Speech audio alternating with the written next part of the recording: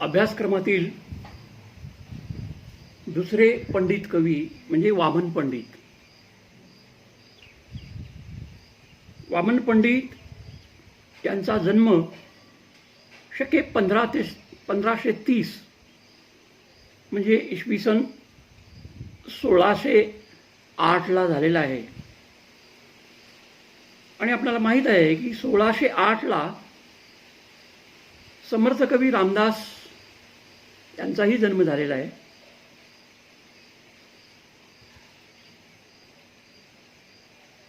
आणि 1609 ला महाकवी तुकोबाराय आणि पंडित मोरोपंत म्हणजे तुकोबाराय आणि मोरोपंत यांचा जन्म 1609 ला झालेला आहे. म्हणजे याचाच अर्थ वामन पंडित, समर्थ रामदास, पंडित मोरोपंत कवी आणि महाकवी तुकोबाराय हे चौघेही समकालीन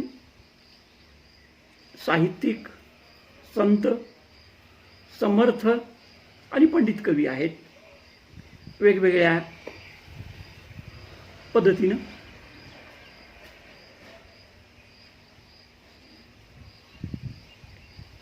वामन पंडितांबद्दल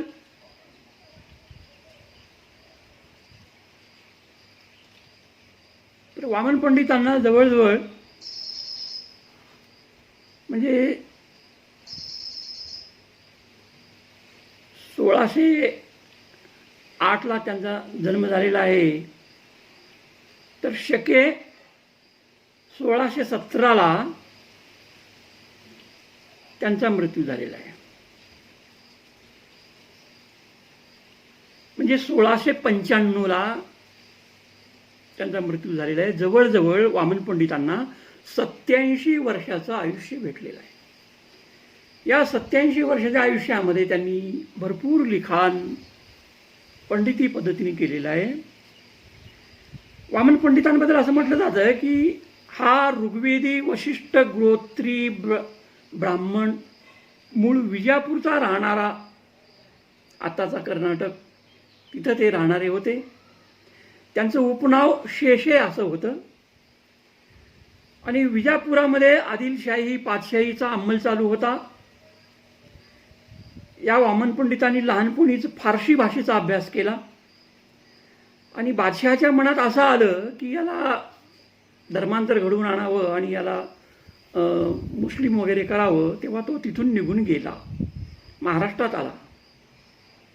आणि विजापूर सोडल्यानंतर हा भिक्षावृत्तीवर उदरनिर्वाह करीत अनेक ठिकाणी हिंडला. काशी येथे जाऊन त्याने संस्कृत भाषेचा आणि तत्कालीन अनेक शास्त्रांचा अभ्यास केला. वेदविद्येत आणि शास्त्रविद्येत याने नैपुण्य संपादन केले आणि चांगली कीर्ती मिळवली. अगदी सोबत एक उंटभर पोथ्या पुस्तकं घेऊन हा सोबत फिरायचा. एवढी ग्रंथसंपदा यांच्यासोबत होती. आणि वादविवादात जिंकून विजयपत्रे घेऊन हा दक्षिणेत आला.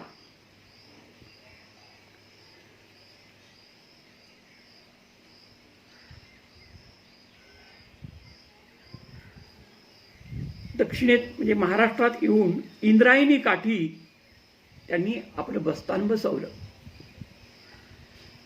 वामन पंडित प्रथम द्वैत मताभिमानी होते. ते आचरणाने अत्यंत कर्मठ होते. यांची पत्नी गिरिजाबाई त्यांच्यासोबत असूनही ते स्वतःच्या समाधानासाठी मन आपापल्या क्रियेत मग्न असता. याच स्थितीत वामनास एका यतीचे दर्शन झाले, साधू महाराजांचे. यतीने वामनाला गुरुपदेश केला. निगमसार या ग्रंथामध्ये वामन पंडित म्हणतात, श्री सच्चिदानंद गुरु, वेद ब्रह्मविद्येचा कल्पतरू, करुणामृताचा सागुरु, वेदांत वेद गोविंद.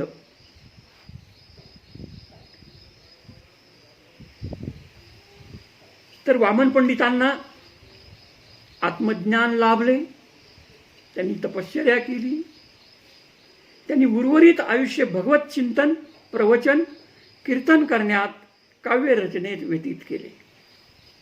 वामन पंडितांची काव्यरचना सुमारे 40,000 पर्यंत आहे. स्वतंत्र काव्य निर्मिती केली वामन पंडितांनी. वारणा नदीच्या काठी शिगाव कोरेगाव या एकांत स्थळी त्यांनी ग्रंथलेखन केले आणि इसवी सन 1695 शके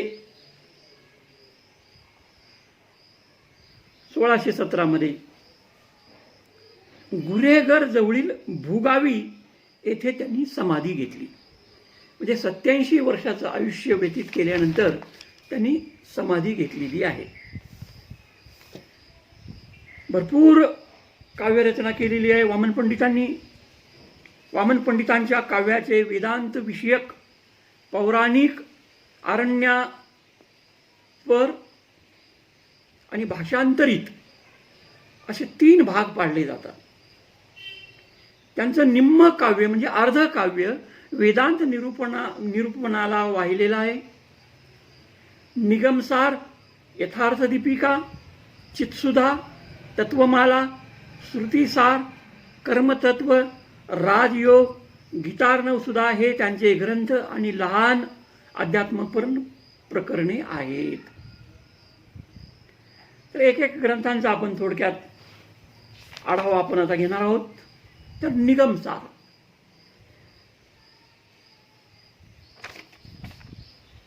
शके 1595 ते ग्रंथ प्रगटला अभिनव असा उल्लेख त्यांनी या ग्रंथाबद्दल केलेला आहे. यावरून शके 1595 म्हणजे इसवी सन 1673 मध्ये ही ग्रंथरचना झाली. वामन पंडितांच्या या निगमसार ग्रंथात त्यांचे गुरूंनी त्यांना केलेल्या भार्गवी वारुणी विद्येच्या दानाचा उल्लेख आलेला आहे. या भार्गवी वारुणी विद्येविषयीची विस्तृत माहिती, विवेचन या निगमसारमध्ये आलेलं आहे. गुरुदर्शन, गुरुचा सहवास ही अवघी 2 मुहूर्तात घडलेली गोष्ट आहे असे त्यांनी निगमसारमध्ये म्हटलेले आहे. हा ग्रंथ ओवी वृत्तामध्ये असून एकूण 9 अध्यायांमध्ये विभागलेला आहे. या ग्रंथाबद्दल स्वतःच वामन पंडित म्हणतात, ग्रंथ हा निगमसार, शब्द थोडे अर्थ फार, कृपा करुणी याचा अर्थ विचार करावी संती. त्यानंतरचा यांचा दुसरा ग्रंथ भगवद्गीता, याला समश्लोकी टीका असंही म्हटलेलं आहे. वामन पंडितांनी समश्लोकी ही भगवद्गीतेवरील टीका लिहिली. श्रीकृष्णाने अर्जुनास जे तत्वज्ञान सांगितले भगवद्गीतेत ते अज्ञजनांना, सर्वसामान्यांना प्राप्त करून द्यावे या हेतूने वामनांनी गीता टीका भूलोक भाषेत लिहिली, म्हणजे मराठी भाषेत लिहिली. आणि तरी त्याच्यामध्ये बरेच संस्कृत शब्द आले म्हणून त्यांना पंडित कवी असं म्हटलेलं आहे. या ग्रंथास समश्लोकी असंही नाव पडलेलं आहे, कारण याच्यामध्ये वामन पंडितांनी श्लोक रचना अनुष्टुभ छंदात केलेली आहे. या समश्लोकी टीकेविषयी कैलासवासी विल भावे म्हणतात, पंडितांचे भाषा नैपुण्य विशेष असल्यामुळे ही टीका खरोखरीच फार उत्कृष्ट उतरली आहे. माता धन्य, पिता धन्य, धन्य धन्य सुख सखे असा धन्यवाद त्यांनी या उपसंहारामध्ये वामन पंडितांनी या ग्रंथाच्या लिहिलेला आहे. अनेक प्रकरणं त्यांनी याच्यात लिहिलेली आहेत आणि त्यातल्या प्रत्येक अध्याय असं म्हटलेलं त्याला, प्रत्येक अध्यायाला उपोद्घात म्हणजे प्रस्तावना, प्रास्ताविक आणि उपसंहार म्हणजे समारोप असंही त्यांनी जोडलेलं आहे.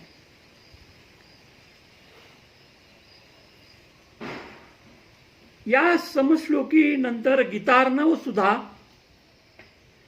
चर्मगुरु मंजिरी, उपादान, कर्मतत्व वगैरे प्रकरणे यांनी रचली. त्यांची समश्लोकी टीका काव्यदृष्ट्या फारच सरस आहे. वामन पंडितांनी साधलेला काव्यातला श्लेष फारच गोड आहे. ते म्हणतात, ऐसा अध्याय आठवा, आठवा म्हणजे आठवण करा, बोले अवतार आठवा. ऐसा अध्याय आठवा म्हणजे आठवा अध्याय, 7च्या नंतरचा 8वा अध्याय. बोले अवतार आठवा, आठवा म्हणजे आठवण. तो देवकीचा आठवा, आठवण करा, आठवा वामन म्हणे. तर इथं संख्या आणि आठवण असे दोन्ही अर्थ आठवा या शब्दांचे होतात. आठवाला स्मरण असंही म्हटलं जातं. यानंतरचा वामन पंडितांचा ग्रंथ आहे यथार्थ दीपिका. वामन पंडितांच्या आयुष्याची इति कर्तव्यता म्हणजे श्रीमद भागवत गीतेवरील त्यांची यथार्थ दीपिका ही टीका होय. यथार्थ दीपिकेची ओवी संख्या 22,260 आहे. एक प्रकारचा हा मोठा प्रबंधच आहे. मराठीतील हा एक श्रेष्ठ तत्व निरूपणपर ग्रंथ आहे. आणि या यथार्थ दीपिकेमुळे वामन पंडितांचे नाव मराठी साहित्यात अजरामर झाले. वामन पंडितांनी या ग्रंथात, या टीकेत, यथार्थ दीपिकेत आंधळी भक्ती कुचकामी ठरवून, म्हणजे अंधभक्ती कुचकामी ठरवून ज्ञानयुक्त सगुण भक्ती हीच सर्वश्रेष्ठ होय, मोक्ष साधनेचा तोच एक उत्तम मार्ग आहे, असं प्रतिपादन केलेलं आहे. वामन पंडित म्हणतात, उदंड टीकाकार झाले परी या श्लोकाचा अंचुवितार्थ यथार्थ दीपिकेनेच प्रगटला यथार्थ अनन्य शरणगती प्रतापे.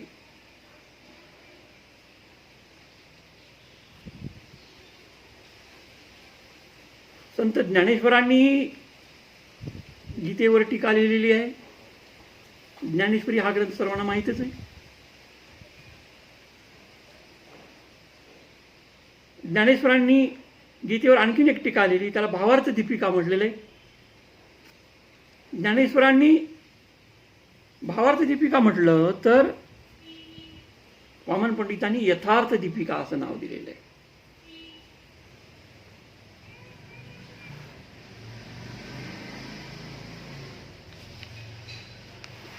वामन पंडितांचा हा यथार्थ दीपिका ग्रंथ पूर्ण ओवीबद्ध आहे.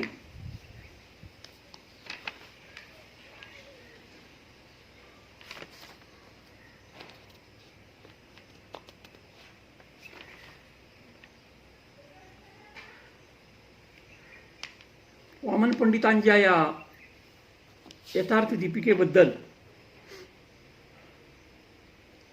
नंतरचे पंडित कवी मोरोपंत असे म्हणतात, केली श्री गीतेची व्याख्या बहुभक्ती जीत गाजविली, साजविली साधू सभा भाषाक कवी कवण शक्ती लाजविली.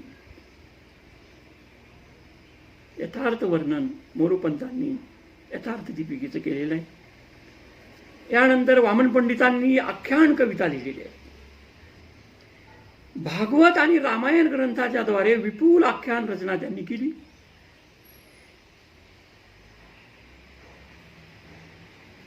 वामन पंडितांनी राम जन्म, अहिल्योद्धार, भरत भाव, सीता स्वयंवर, लोपामुद्रा संवाद ही आख्यान रचना रामायणाद्वारे केली.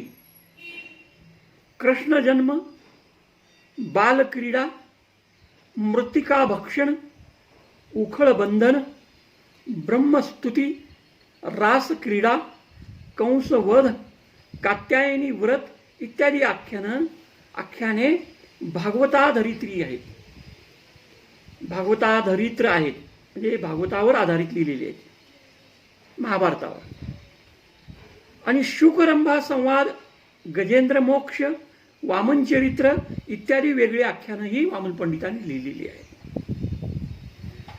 तर अगदी त्यांनी हरिविलास, राधाविलास, रुक्मिणी विलास, भामाविलास इत्यादी कृष्ण चरित्रपर अत्यंत रसपूर्ण आख्यान कथा काव्ये वामन पंडितांनी लिहिलेली आहेत. या हरिविलासामध्ये एकूण 9 विलास आहेत. त्या विलासातून कृष्णाच्या चरित्रातील कालिया मर्दन हा कथाभाग आलेला आहे आणि प्रत्येक विलासात स्वतंत्र घटना आहे. म्हणजे अमृत हरिविलास, शोक लीला विलास, कृष्ण तांडव विलास, पद्मज महिमा विलास, पद्रज महिमा विलास, भुवनवंद्य विलास, क्षमा विलास, लीला विलास, सुधारस विलास, आनंद विलास असे अनेक विलास त्याच्यामध्ये आलेले. तर वामन पंडितांची ही कृष्णचरित्रपर आख्याने रस आणि नाद यांच्यामुळे फारच मोहक झालेली आहे. भामाविलासातले रागावलेल्या सत्यभामेचे चित्र फारच सुबक झालेले वामन पंडित म्हणतात. भामाविलासामध्ये गडबडा धरणीवर लोळते, वदवती न कवी सवी लोळते. श्लेष अलंकार साधलेला आहे. लोळते आणि लोळते. रडत मूर्छित होय घडी घडी, पवन निश्चळ नेत्र न उघडी. घडी घडी आणि उघडी. अलकहार गळ्यातील तोडिते, कुरळ केश मुखावरी सोडिते. करयुगे ऊर मस्तक ताडिते, वसन आणि कंचुकी फाडिते. अशा पद्धतीनं यमक जवळण्याचं काम वामन पंडितांनी केलेलं आहे. वामन पंडितांना यमक्या वामन असंही म्हणतात. तर या वामन पंडितांनी राधा भुजंग आख्यान काव्यात कृष्ण विरहाने व्याकुळ झालेली राधा तिच्या सखीला कृष्णाकडे पाठविते. ती सखी राधेचे रुसवेपण, तिची वियोगावस्था आणि खिन्नता श्रीकृष्णाला वर्णन करताना म्हणते. वियोगे तुझ्या वर्जिले अन्न पाणी, म्हणजे टाकून दिलेले अन्न पाणी घेत नाही ती. वियोगे तुझ्या वर्जिले अन्न पाणी, मुखाते सदा वाहते खिन्न पाणी. तर पाणी, अन्न पाणी आणि खिन्न पाणी अशा पद्धतीचा परत श्लेष. श्रीकृष्ण त्या दूतीसोबत आलेला पाहून राधेला झालेल्या हर्षोन्मादाचे वर्णन पाहता राधेचे साक्षात दृश्य रूप शाब्दचित्र डोळ्यापुढे तरळू लागते. वामन पंडित वर्णन करतात. पाहता प्रियाने प्रियाचे मुखाशी, तोंडाशी एकमेकांशी पाहिलं एका प्रियेने प्रियाच्या. पाहता प्रियाने प्रियाचे मुखाशी, त्रिलोकामध्ये दाटी झाली सुखाशी. भुजी कंचुकी फाटता हे तडाडा, करी कंकने फुटती ही कडाडा. फाटता हे तडाडा, फुटती ही कडाडा असंही परत यमक या वामनांनी साधलेलं आहे. तर राधा भुजंग या काव्यामध्ये संभोग शृंगार परस झालेलं आहे ते काव्य. भागवती आख्यानामध्ये वामन पंडितांनी मराठी काव्याला अलौकिक देणगी दिलेली आहे.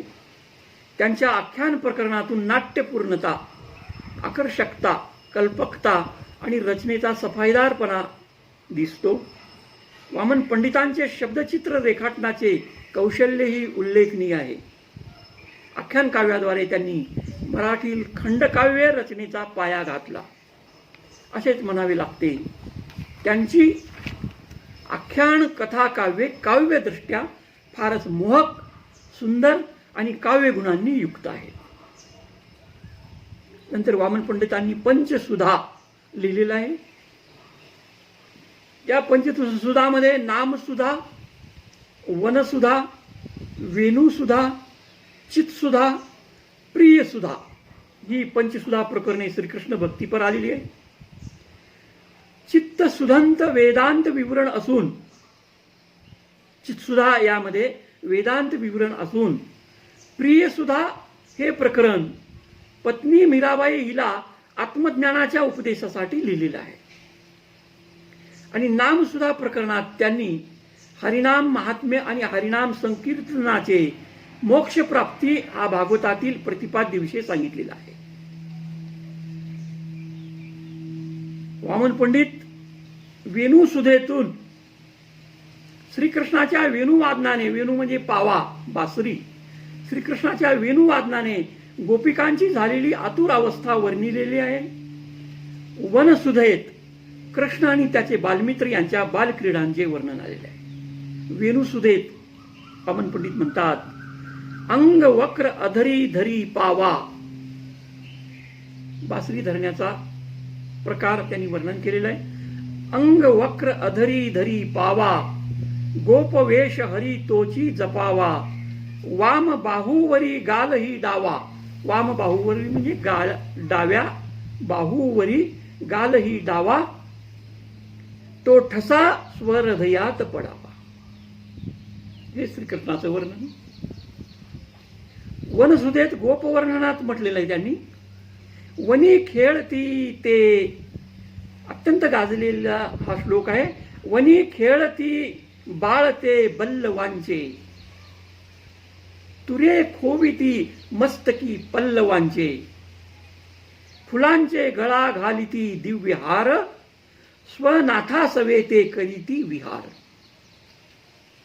वामन पंडितांच्या या पंचसुधातून श्रीकृष्ण भक्ती, प्रीती, मोहक आणि अत्यंत बोलकी शब्दचित्रात्मक आलेली आहे. तर वामन पंडितांच्या पंडिती काव्यात अद्वैत तत्वज्ञान आलेलं आहे. एकूण पंडिती काव्यात अद्वैताचं तत्वज्ञान आलेलं आहे.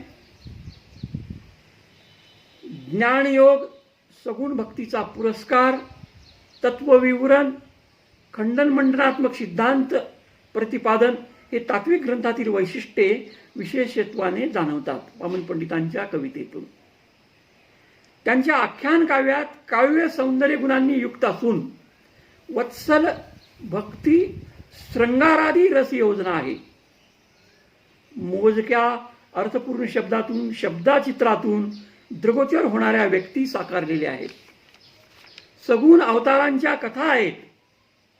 रामायणावर आधारित आख्यान काव्यात शृंगाराला वाव नसल्यामुळे श्रीकृष्ण चरित्रपर भागवत ग्रंथाधारित आख्यानातून रसालंकाराची लयलूट केलेली आहे. श्लोकांचे सारखे श्लोक, श्लोकाच सारखे श्लोक, श्लोकी श्लोकार्थ संग्रह ही त्यांची रचना पद्धती आहे. वामन पंडितांच्या यथार्थ दीपिका, भागवती प्रकरणे, पंचसुधा या काव्यामुळे त्यांना लोकप्रियता लाभली आणि भाषेवरील प्रभुत्व, विविध वृत्तांतून केलेली श्लोक काव्यरचना या रचनेतील कौशल्यामुळे वामन पंडितांना सुश्लोक वामनाचा ही अक्षय प्रसिद्धी आणि गौरव प्राप्त झाला. श्री प्र बा बापट म्हणतात, थोडक्यात पण वाचकाच्या मनावर काव्यमय ठसा उठविण्याचे, कायमच ठसा उठविण्याचे कौशल्य या बहुमोल व दुर्मिळ गुणसमुदायामुळेच मराठीतील सर्वश्रेष्ठ आख्यानक कवीचे मानाचे स्थान त्यास प्राप्त झाले आहे. म्हणजे वामन पंडिताला मानाचे स्थान प्राप्त झाले आहे. सारस्वतकार कैलासवासी विल भावे म्हणतात, हे गोड श्लोक वाचले म्हणजे हा मानवी कवी नाही, हा भगवंताचा आवडता राघूच आहे. राघू म्हणजे पोपट असे वाटते. कविता धेनूच्या गोड गोरसात, धेनू म्हणजे गाय, कविता धेनूच्या गोड गोरसात, गोरस म्हणजे दूध, कविता धेनूच्या गोड गोरसात केव्हा भक्ती रसाचा तर केव्हा अद्भुत रसाचा उत्कृष्ट मिलाप करून त्यातच वेदांताचा मसाला टाकून उत्तम मिठाई बनवून ती आपणास नित्य चाखविणारा हा त्या व्रजवासी म्हणजे ब्रजवासी गोपाळाचा हलवाईच आहे असे मनात येते. वामन पंडितांबद्दल विल भावेंनी अत्यंत चांगला आणि यथार्थ अभिप्राय व्यक्त केलेला आहे.